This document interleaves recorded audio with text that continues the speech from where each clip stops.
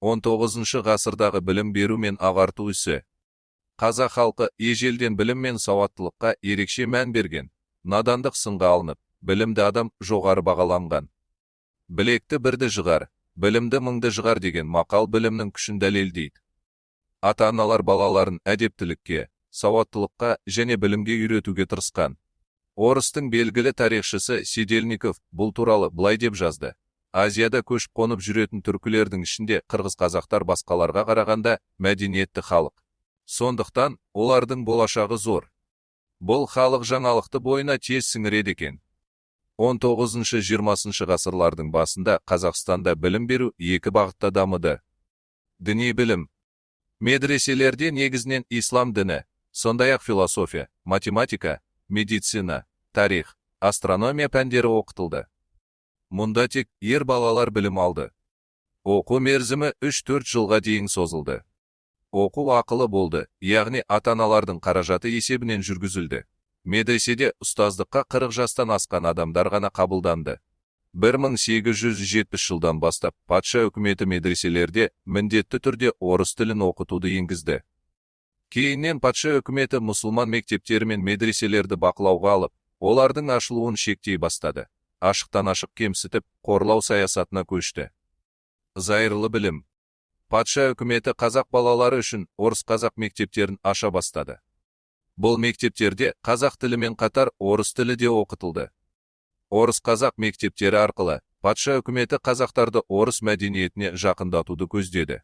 1867-1868 жылдардағы әкімшілік реформалар бойынша мектептер мен медреселер ашу үшін өз бастығының арнайы рұқсатын алу керек болды. Жаңа әдістемелік мектептер.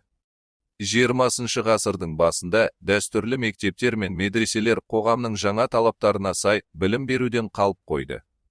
Осыған байланысты мұсылман мектептерін реформалау қозғалысы басталып, жәдетшілер оны ұйымдастыруда негізгі рөл атқарды.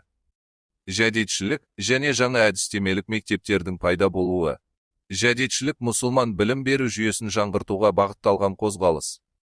Оны ұйымдастырушылардың бірі түркі халықтарының ағартушысы әрі қоғам қайраткері Гаспринский болды.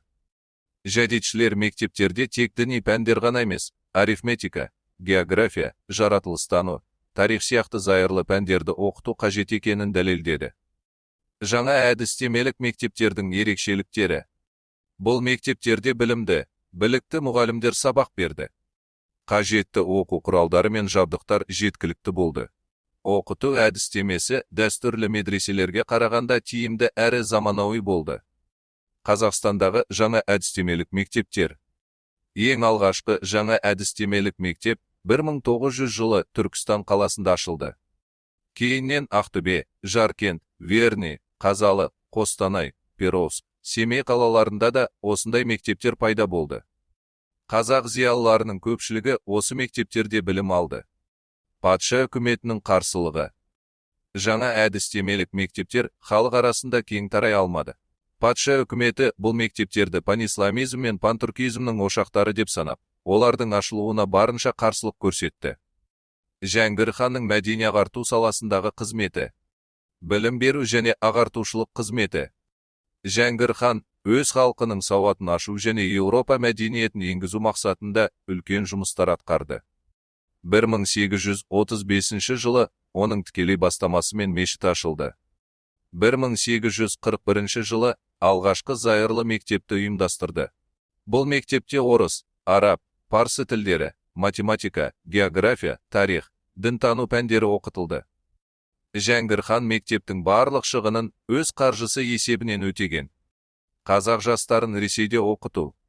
Қазақ балаларының Санкт-Петербург, Мәскеу, Астрахань, Саратов, Қазан, Орынбор қалаларында білім алуын қолдады.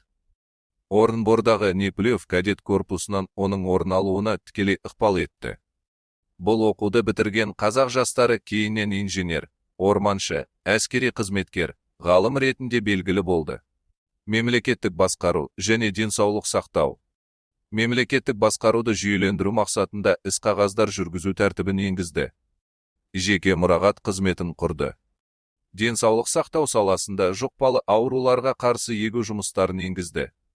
Ішкі ордада аурухана мен дәріхана аштырды.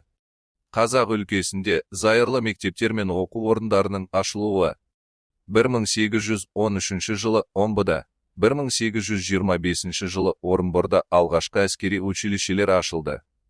Кейіннен олар Сібір және Орынбор, Неплюев кадет корпустарына айналды.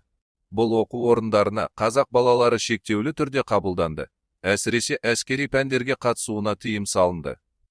Омбы кадет корпусын белгілі қазақ ғалымы Шоқан Уәлиханов бітіріп шықты. 1850 жылы Орынборда 7 жылдық жаңа үлгідегі мектеп ашылды. Бұл мектеп хатшылар мен аудармашыларды дайындады. Мұнда орыс тарихы, математика, география, геометрия пәндері оқытылды. Кейін осындай мектеп Омбыда да ашылды. 1861 жылы Троицкіде және басқа қалаларда орыс-қазақ мектептері пайда болды. 1867-1868 жылдардағы әкімшілік реформалардан кейін зайырлы мектептердің саны артты. 1879 жылы Торғай облысында 2 сыныптық орыс-қазақ мектебі ашылды. 1883 жылы Орынбор губерниясының Ор қаласында қазақтарға арналған тұңғыш мұғалімдер мектебі құрылды. Бұл мектептің ашылуына Ыбырай Алтынсарин үлкен үлес қосты. 1885 жылдан бастап барлық уездерде ауылшаруашылық мектептері ашылды. 1892 жылдан қазақ балалары үшін ауылдық көшпелі мектептер ұйымдастырылды. Торғай, Ақтөбе, Қостанай және басқа қалаларда қыз балаларға арналған бастауыш мектептер жұмыс істей бастады. Омбы, Семей, Орал, Ақмола қалалары халыққа білім беру орталықтарына айналды. Алайда 1897 жылғы халық санағы Қазақстанда сауатсыздық деңгейінің өте жоғары екенін көрсетті. Халықтың тек 8,1% ғана сауатты болды. Орысша сауат ашқан қазақтардың үлесі одан да төмен еді. Мұсылманша оқыған қазақтардың саны көп болғанымен, олардың нақты сауат деңгейі есепке алынбады. Ресей империясы қазақтардың орта және жоғары білім алуына тосқауыл қойды. Сауатты қазақтар көбейген сайын, олардың ұлттық сана сезімі оянады деп қауіптенді. 19 ғасырда ауылшаруашылық және фельдшерлік мектептер ашылып, орта білімді дәрігерлер дайындалды. Бірақ Қазақстанда жоғары оқу орындары ашылмады. Дала өлкесінде ауыл мектептерінің пайда болуы. Орыс-қазақ мектептерін ашу бастамасы. Дала генерал-губернаторы Сухотин, Ақмола және Семей облыстарының әскери губернаторларына орыс-қазақ мектептерін ашу туралы ұсыныс жасады. Қазақтар бастапқыда бұл идеяға сақтықпен қарады. Олар балаларының орыстандырылуынан және шоқындырылуынан қорықты. Орыс-қазақ мектептері арқылы балалар орыс шаруаларына айналып, кейін әскери міндетке тартылуы мүмкін деп қауіптенді. Ақмола облысындағы халық училищесінің директоры Алекторов ауылдарда мектеп ашудың мақсаты мен міндеттерін түсіндіру жұмысын жүргізді. Ол орыс-қазақ мектептерінің материалдық базасын қамтамасыз етуге баса назар аударды. Оқытудың қазақ тілінде жүргізілетінін айтты. Бірақ шоқындыруға бағытталған миссионерлік қызметті де қатар жүргізді. Оқу мерзімі 2 жыл. Оқушылар қазақ және орыс тілдерін, арифметиканы оқыды. Кейінірек ислам дінінің негіздерін оқытуға да рұқсат етілді. Қазақ балалары оқуға ерекше қабілетті екенін көрсетті. Ресей зерттеушісі Собысевич, олар қандай мақтауға болса да лайықты, білімді тез меңгеріп алады, оқуға қабілетті келеді деп жазды. Омбы қаласы 19 ғасырдың соңында қазақ жастары үшін маңызды білім орталығына айналды. 19 ғасырдың басында қазақ ақсүйектері өз балаларын Омбыдағы оқу орындарына жібере бастады. Смағұл Сәдуақасов Ақмола облысының Омбы уезін Қазақстанның ең ірі ағартушы аймақтарының бірі деп атады. 1789 жылы Омбыда Азия мектебі ашылды. Ол отаршыл аппарат үшін шенеунік кадрлар даярлаумен айналысты. 1872 жылы Омбыда мұғалімдер семинариясы ашылды. Ол бүкіл Қазақстан үшін мұғалім кадрларын даярлайтын орталыққа айналды. Омбыда, сондай-ақ Көкшетау мен Ақмолада қазақ балалары үшін интернаттар ашылды. Бұл интернаттар қазақтардың қайырымдылық көмегі есебінен қаржыландырылды. 1882 жылы Омбыда техникалық училище ашылды. Онда зауыттар мен фабрикалар үшін орта білімді басшы мамандар даярланды. Омбы малдәрігерлік фельдшерлік мектебінде көптеген қазақ балалары білім алды. 19 ғасырдың соңында және 20 ғасырдың басында Әлихан Бөкейхан, Айдархан Тұрлыбаев, Мағжан Жұмабаев, Сәкен Сейфуллин, Ғаббас Тоғжанов сияқты көптеген қоғам қайраткерлері Омбыда оқып шықты. Шетелдерде білім алған қазақ жастары. Қазан қаласында 100-ге жуық қазақ жастары білім алды. Сонымен қатар, қазақ жастары Ресей мен шетелдердің түрлі оқу орындарында білім алды. Мұстафа Шоқай мен Айдархан Тұрлыбаев Санкт-Петербург университетінің заң факультетін бітірді. Әлихан Бөкейхан Санкт-Петербург Орман институтын, Санжар Асфендияров Санкт-Петербург әскери медицина академиясын, Асылбек Сейітов Томск университетінің медицина факультетін бітірді. Жаханша Досмұхамедов Тарту университетінің заң факультетін, Ғабдолғазиз Мұсағалиев Каир университетін бітірді. Қарқаралыдан шыққан Дінмұхамед Сұлтанғазин Томск университетінің медицина факультетінде, Санкт-Петербург университетінің шығыстану және заң факультеттерін бітірді. Петербург әйелдер медицина институтын Гүлсім мен Мәриям Асфендияровалар бітірді.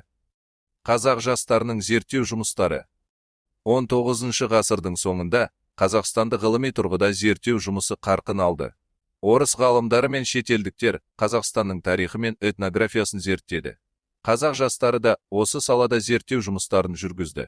Шорманов, Бабажанов сияқты ғалымдар Қазақстанның тарихы мен этнографиясына елеулі үлес қосты.